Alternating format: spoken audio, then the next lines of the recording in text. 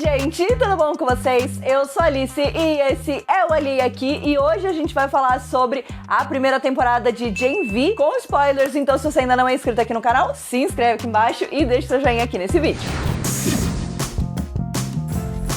Gen V é a série spin-off de The Boys que estreou esse ano no Prime Video e a gente teve o final da temporada nessa última semana e eu confesso que eu tava muito animada porque eu sabia que esse final de temporada ia ser tiro, porrada e bomba e de fato foi. Vamos conversar então hoje um pouquinho sobre essa primeira temporada de uma forma geral. Eu fiz um vídeo comentando um pouquinho sobre os primeiros episódios, né, da série, falando que eu tinha gostado bastante, que eu tava bastante animada. E aí agora a gente vai fazer aquele veredito final, né, vamos passar um pouco sobre as coisas que aconteceram aqui nessa temporada, sobre a minha impressão da temporada em geral e sobre o que a gente pode esperar da segunda temporada. Afinal de contas, a série já está renovadíssima para a segunda temporada. Então, obviamente, esse vídeo vai ter spoilers. Se você não assistiu ou não quer levar spoiler, pausa o vídeo por aqui, vai lá descobrir o que aconteceu e depois você volta pra gente conversar. Mas eu quero ver você voltar, hein? Quero ver se você vai estar de volta. E, inclusive, se você ainda não me segue lá nas redes sociais, me segue por lá, que também eu tô sempre comentando as coisas que eu assisto, o que vocês querem ver, então vai lá. Nessa primeira temporada de Gen V,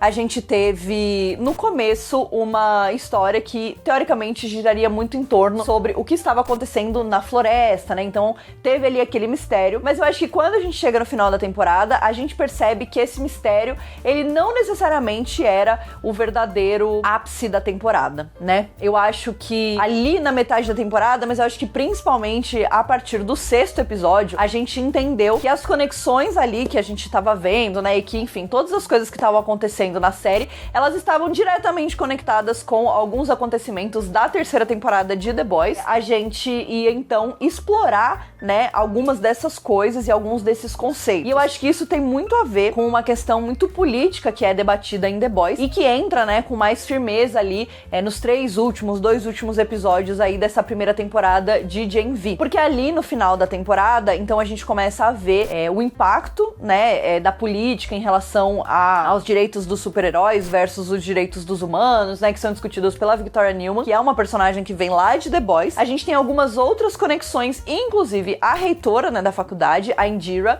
ela tem uma conexão ali também com uma personagem que vem de The Boys, né, que ela então tá tentando vender isso. E ali no final da temporada a gente vai descobrir que o que carregava ela, né, o que fazia ela ser do jeito que ela era, porque afinal de contas ela é uma presença muito estranha. Ela é malvada, né? Eu acho que The Boys, quando eu falar The Boys, entendam nesse caso que é o universo, né, de The Boys, mas então esse universo desses super-heróis e tal, ele é um universo que brinca e questiona muito essa coisa de o que é você ser bom e o que é você ser mal, né? Então o bem versus o mal, mas de um jeito quase distorcido, digamos assim, porque a série não tem medo de criar nuances nos personagens. E eu acho que, obviamente, isso é uma das coisas mais interessantes sobre esse universo pra mim, né? Eu gosto muito desses personagens que têm essas nuances e que você não consegue bater o martelo e dizer, ai, ele é o herói perfeito, ou tipo, ele é o vilão perfeito. Eu acho que todos os personagens, eles têm tantas camadas que são desenvolvidas com o passar da temporada, né, com o passar da história. Ele realmente brinca com esses conceitos de bem e mal, né, e enfim, de vilões e heróis, que enfim, no final das contas, isso volta exatamente pro conceito da série e dos quadrinhos, onde os heróis, né, que no caso são, né, aquelas pessoas que são admiradas e que todo mundo, né, quer conhecer, são os ídolos e tal, eles são pessoas que não necessariamente são boas, não é porque eles teoricamente salvam o mundo, ou enfim, né, aparentam salvar o mundo, que eles de fato vão ser pessoas boas, né? Então a gente tem esse debate, e aí a gente tem esse debate, obviamente, numa escala menor, dentro de Gen V, no sentido de que a diferença é que em The Boys a gente tem personagens que estão aí, né, a critério do público, né, de todo mundo, das pessoas, do planeta inteiro, porque eles são pessoas famosas, né, são, enfim, ídolos. E aqui em Gen V a gente tem super-heróis que vivem uma vida normal, digamos assim, que não são os super-heróis que vão virar aqueles heróis que vão ser conhecidos nacionalmente, mundialmente, que vão virar ídolos, que vão ter brinquedos, merchans, filmes, histórias, enfim. Então a gente tem, né, essa divisão. E eu acho que a Indira, né, que é a reitora, então, da Godolkin, ela está exatamente presa neste local. Ela é uma pessoa ruim, a gente vê ela fazendo coisas ruins, mas ao mesmo tempo a gente vê ela fazendo coisas que são para o benefício próprio. Obviamente, tem ali um momento que a gente tem a virada de chave, né, onde a gente descobre o que ela e o personagem do Marco Pigossi estavam fazendo ali na floresta, que eles estavam exatamente criando um vírus que contaminaria todas as pessoas que têm ali o composto V no sangue, né, que são super-heróis. Então essa seria uma forma de dizimar, né, então tem até um momento ali que uma personagem usa a palavra genocídio e coloca isso ali, né, de falar, isso aqui é um genocídio, e aí a gente tem esse vírus. E eu acho que a grande questão, e eu acho que o que deixa realmente em aberto ali, que a gente tem para a próxima temporada, é a existência desse vírus na mão da Victoria Newman, sendo que a gente sabe que ela também é uma pessoa que não tem exatamente só boas intenções, né, ela tem intenções que vão ter a ver aí com os desejos dela, né, com as vontades dela e com os objetivos dela. E eu acho que se eles conseguirem fazer isso muito bem, eles vão conseguir ter uma transição, né, de uma temporada pra outra que pode ser muito interessante. E eu digo, de uma temporada de Gen V pra uma temporada de The Boys, de uma temporada de The Boys para uma temporada de Gen V. Então a ideia seria essa, a primeira temporada de Gen V ter acontecimentos que impactam diretamente em The Boys e The Boys ter acontecimentos que impactam diretamente na segunda temporada de Gen V. E aí a gente descobre que desde o começo ela estava manipulando a Kate e fazendo a Kate trabalhar pra ela, e desde o começo a Kate estava mexendo com as memórias, principalmente do Luke, né, o Golden Boy. Ela foi deteriorando o estado psicológico, né, mental dele, até o ponto em que ele de fato surta, e aí a gente tem aquele acontecimento ali do começo da série, né, onde ele se mata, e aí a gente vai ter ali os desenvolvimentos disso durante a temporada. Apesar de tudo isso, eu acho que essa temporada inteira, e principalmente o episódio 6, que é um episódio onde a gente entra no cérebro da Kate, mas a gente também vai ver memórias de todos os personagens,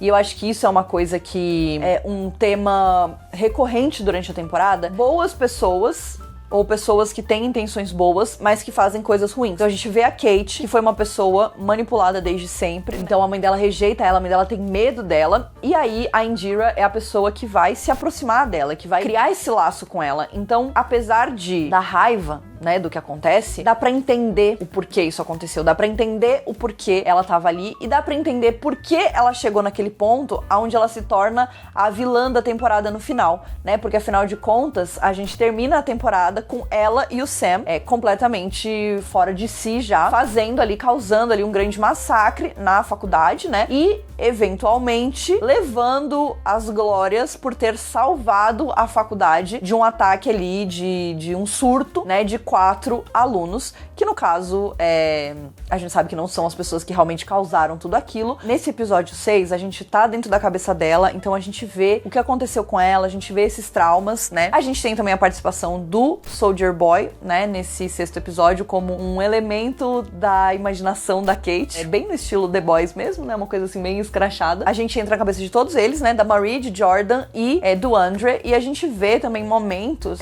onde eles fizeram coisas ruins, né, onde eles tomaram decisões que às vezes com intenções egoístas, né, eram pensando apenas neles mesmos naquele momento, ou até coisas ruins que não era a intenção, não tinha como eles saberem, mas não era a intenção, né? Então eu acho que nesse momento a gente quebra esse vidro de que qualquer um daqueles personagens ali vai ser um herói 100% certinho, 100% bom e 100% perfeito o tempo inteiro. Vai ser desenvolvido também, né, durante a temporada, como eu falei, essa é uma temática que acaba estando ali muito presente em muitos momentos, e que eu acho que é uma discussão muito válida, ainda mais quando colocada nesse momento, onde a gente tem esses personagens que ainda estão em formação, são personagens que obviamente têm traumas, que têm um passado que acaba causando certas reações e traz consequências, né, pra quem eles são de verdade. Então, eu acho que principalmente uma rejeição muito grande dos pais, ou então um trauma muito grande relacionado com os pais, né, e até uma conversa que a Kate tem com a Marie ali em determinado ponto, e que depois acaba sendo trazida de volta, que a Marie, ela carrega essa culpa muito grande dela ter feito o que ela fez com os pais dela, apesar de, obviamente, não ter sido intencional, ela carrega essa culpa, e a Kate fala, eles queriam usar você, eles viram em você uma oportunidade de rentabilizar em cima de você, né, em cima do que eles tinham ali, e eles usaram. Então assim, no final das contas, as consequências são dos próprios atos deles, talvez até mais do que dela mesma, porque até então também existia uma frustração, né, de ela ainda não ter nenhum poder, dela não ter desenvolvido nada a princípio, e disso, enfim, chegar ali naquele momento específico, né, onde ela tem ali a primeira menstruação. Então, eu acho que, obviamente, o trauma familiar, né, e as relações difíceis com a família e com os pais é um tema muito recorrente nessa temporada, e eu acho que a Found Family, né, é um tema muito recorrente. Eu, particularmente, amo essa trope, né, eu amo essa ideia dentro de histórias, porque eu acho que isso ressoa muito com, enfim, muitas pessoas, né? Em geral são histórias que eu gosto muito, onde você escolhe, né, a família que você quer. E aí a gente vê neles que não necessariamente eles escolheram, mas eles acabam sendo, né, jogados um junto com o outro. E aí eles acabam formando ali aquela relação, que é uma relação de família, né? De querer proteger um ao outro, mesmo com os altos e baixos, mesmo com as decepções, mesmo com tudo. Enfim. E aí a gente vai ter então esse grande clímax no final da temporada. Eu sinto que ela foi uma temporada bem estável, no sentido de, como a gente tem 8 episódios, eu acho que os 8 episódios, eles foram bem trabalhados, né? Então, a gente tem um momento ali no meio, onde dá a sensação de que a história tá meio sem rumo. O grande que ali da temporada, que é essa briga política. Obviamente tem muito a ver com tudo que estava acontecendo, mas no final das contas, a floresta é uma consequência de tudo isso, porque no final da temporada, a gente descobre que a faculdade em geral, né, a faculdade inteira, a Godolkin, ela foi criada não com o objetivo de formar super-heróis, mas com o objetivo de estudar os super-heróis, né, e de entender e de fazer experimentos e de, enfim, criar esse ambiente de fato. Então, eu acho que o buraco era muito mais embaixo do que simplesmente, né, esse vírus ou, enfim, né? Eu acho que a grande questão é toda a ilusão que foi criada em volta dessa faculdade que iria formar e dar essa chance, né, para os super-heróis. E aí eu acho que o que essa temporada me presenteou foram esses personagens que eu confesso que já estou apegadíssima. Eu confesso que tinha momentos em que eu estava olhando pra eles, só me sentia muito apegada, entendeu? Eu sou uma pessoa que me apega aos personagens dessa forma. E eu já tinha comentado com vocês que em The Boys eu tenho essa dificuldade de me apegar aos personagens. E aqui foi muito fácil, né? Esses personagens foram realmente feitos ali na medida do meu coração. Então, eu me apeguei muito fácil com eles. E eu acho que a gente tem várias dinâmicas legais, né? Tanto essa dinâmica do Andre com a Kate, né? Da gente descobrir que eles já estavam juntos quando ela estava com o Luke. Foi introduzido também um assunto muito interessante, que é essa doença, né? Esse problema que os poderes do Andre causam nele. Então, a gente vê que ele é uma pessoa muito forte, assim como o pai dele sempre foi muito forte, mas que tem esse efeito colateral e que vai deteriorando com o passar do tempo e com o passar do uso, né? E eu achei isso também muito interessante, porque coloca ele num lugar muito complicado e, ao mesmo tempo, do pai dele querer passar oficialmente pra ele o manto, né? E querer colocar ele, então, nessa posição de ser esse super-herói, mesmo ele sabendo as consequências, né? E eu acredito que numa segunda temporada a gente vai explorar ainda mais todas essas questões e todas essas consequências, porque até no último episódio a gente vê que ele segura o helicóptero, mas isso causa ali um negócio nele, da mesma forma que quando a Kate usa muito os poderes dela, né? O negócio ali não fica bom pra ela. O meu casal queridinho é difícil escolher, tá bom? É difícil escolher, porque eu amo a Emma e o Sam. Inclusive, estou de coração partido com o que aconteceu com os dois no final da temporada. Mas Marie e Jordan, meu Deus, eu nasci pra amar este casal. Entendeu? Eu nasci pra amar este casal. Eu nem sabia que eu queria amar esse casal, mas eu nasci pra amar este casal. E Jordan simplesmente tudo pra mim. Entendeu? Tudo pra mim. A temporada inteira eu passo todos os panos que precisar. Que personagem, entendeu? Que personagem maravilhoso. Que personagem maravilhoso. O que nos resta é aguardar quais vão ser as ramificações dessa temporada, de tudo que aconteceu na próxima temporada de The Boys, e depois como é que isso tudo vai refletir na segunda temporada de Gen V. E eu estou pronta pra lutar pelos meus casais e simplesmente, Jordan, conte comigo para tudo. Os jovens fazem. Como é que os jovens fazem? Eu nem sei fazer. Nossa, é muito difícil. Jordan, conte comigo para tudo.